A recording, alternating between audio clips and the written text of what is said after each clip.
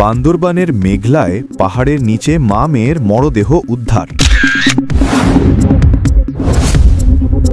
বান্দরবান শহরের মেঘলা এলাকায় পাহাড়ের নিচ থেকে মা ও মেয়ের মরদেহ উদ্ধার করেছে পুলিশ।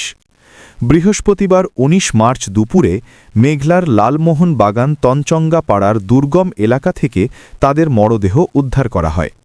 নিহতরা হলেন রমেসিং মার্মা ৩০ ও তার ৪ বছর বয়সী মেয়ে বৃষ্টি মার্মা। তাদের বাড়ি একই এলাকার কানাপাড়ায়। পরিবার সূত্রে জানা যায়, বুধবার রাত থেকে মা মেয়ে নিখোঁজ ছিলেন। পরে স্থানীয়দের সহায়তায় তাদের মরদেহ পাহাড়ের নিচে পড়ে থাকতে দেখা যায় এবং পুলিশকে খবর দেওয়া হয়।